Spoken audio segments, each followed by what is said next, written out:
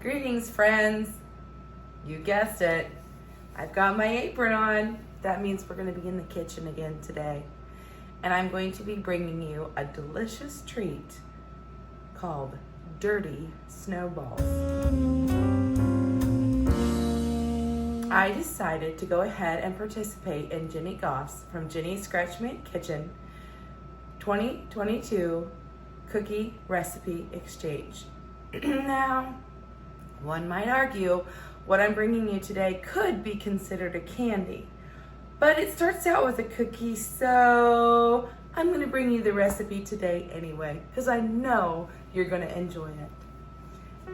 Bring you in just a bit closer, and we'll get started.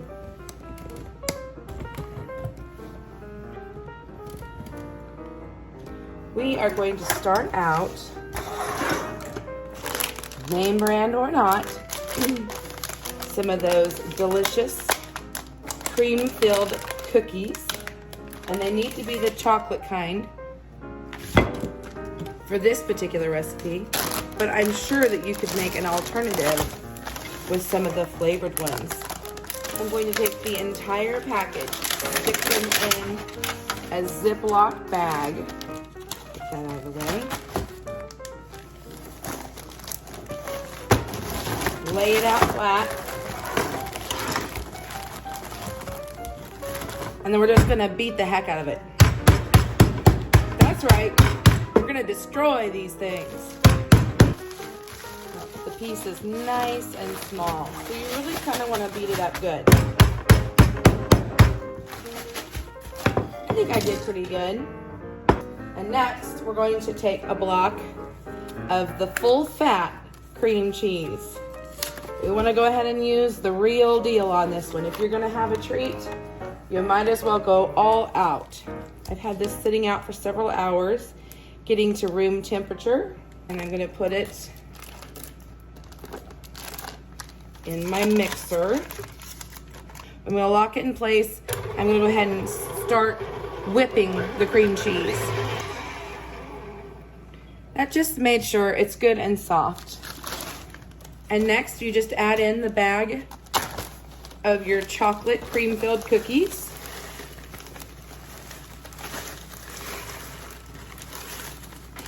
Trying not to make a mess, but yeah, I always do. And I'm gonna put my hand on here. I'm gonna turn on really slow, because I don't want cookies to go everywhere, okay? There we go. I'm just going to slowly bring the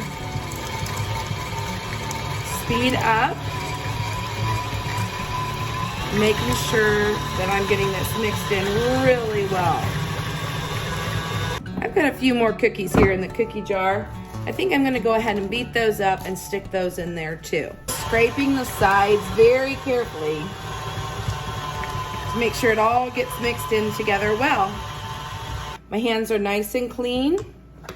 And I'm going to take a medium-sized cookie scoop, and I'm going to make my little snowballs and stick them here on my pan.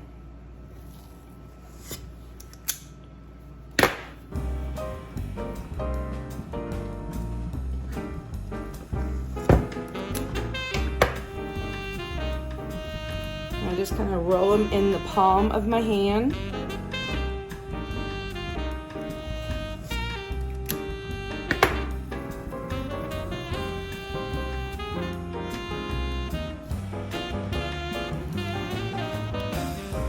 Out over here on the cookie sheet, and I'll bring you back when I get this part done.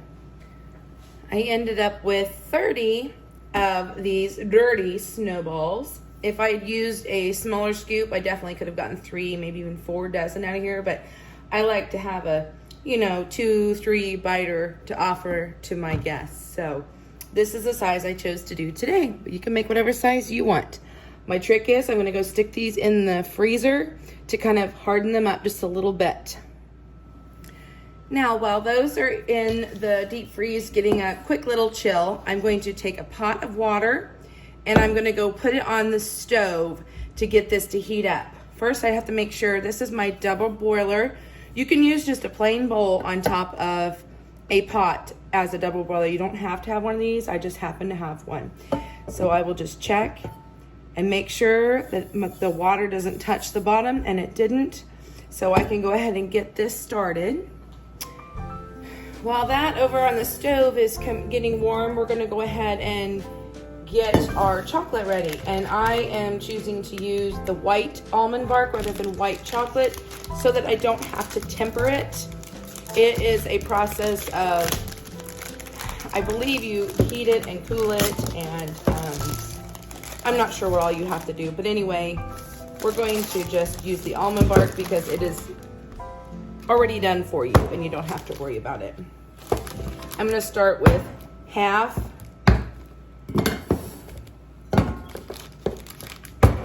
of a brick. So I need to put this on the pot of boiling water, and then I want to just kind of stir it so that it doesn't scorch, and when it's melted, we'll be on to the next step.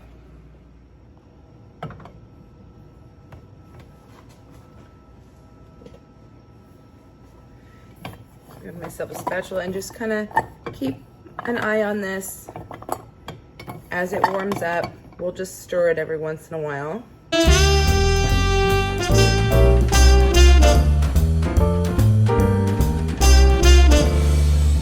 You can see it's starting to melt. So I just want to kind of flip the chunks over. If you want this process to go faster, all you had to do was cut the pieces even smaller. But this gives the snowballs a chance to kind of get nice and firm in the deep freeze.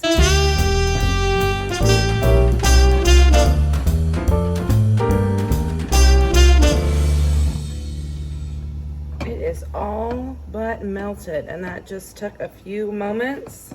All right, now the fun part. So this came with a tool that I could use, and it was similar looking to this. You can get these candy tools, but it really doesn't matter. You can use a fork, you can use anything. Basically, you just want to dip and roll it in chocolate. I'm just gonna use the back side of this.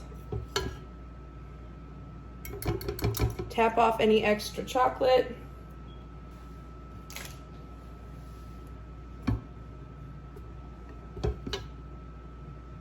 And place it back on your sheet. I do notice that I got a little imprint there on that one.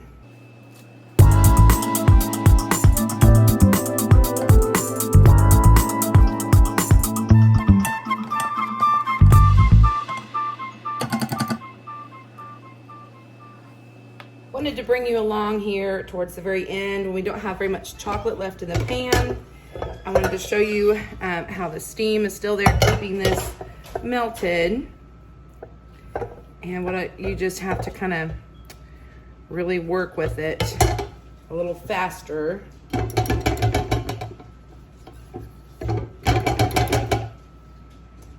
And if you need to, you can always melt more. Whether you call them cookies, candies, crandies, I don't know. I'm gonna call them delicious.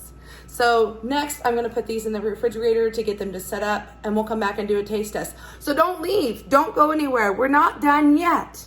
I'll be back. Well, color me guilty. I'm a double dipper. That's right. I decided I just didn't quite look like how these looked, and I just wanted to go ahead. I already had the other half of the package, so I melted the chocolate, and I had these in the fridge for about an hour. I flipped them over, I flipped the tray, so the ones I did last, who got the least amount of coating, get to be first this time. And I think we'll like this much better this way.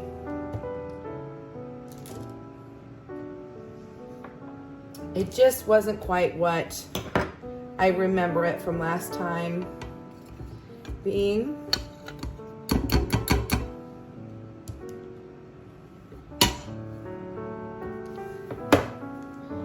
don't you think that looks better? These are the ones that I've double dipped. These I didn't.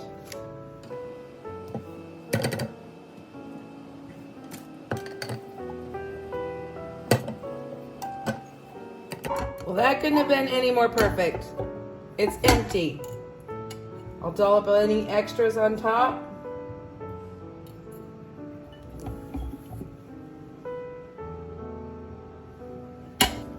I don't know. It's almost like a recipe actually called for a full thing of it, and it actually worked out. Yeah. So I'll be back probably another hour, and then we can do our taste testing. I can't wait. It's that time. Taste testing. They are ready. I will tell you before I get my mouth all messy and everything, in the past, I've always just put them in a cool room, but because they have cream cheese, that is up to you on how you want to store them. You can put them back in the refrigerator. You're just going to want to let them set out for just a little bit to kind of soften up. It's up to you how you want to do it. But don't these look so much better now that we went ahead and double dipped? I'm glad we did that. And I would like to thank Jenny again for opening up her collaboration and letting the rest of us join in and share some of our cookie recipes with all of you. Now, I just need to find the perfect one. Yep, there it is. They ended up being pretty big. Next time, I probably would go ahead and use the smaller of the scoops, and it would give you more of these to share, but it also, I don't think it's a chew biter anymore. It got pretty big, but that's okay. Let's go ahead and give it a taste test.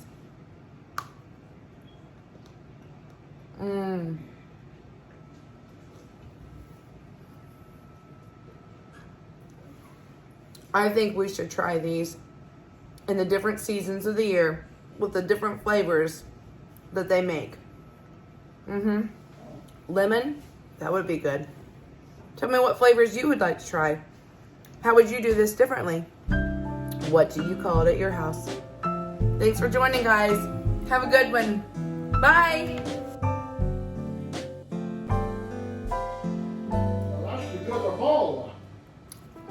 He agrees. They are really too big.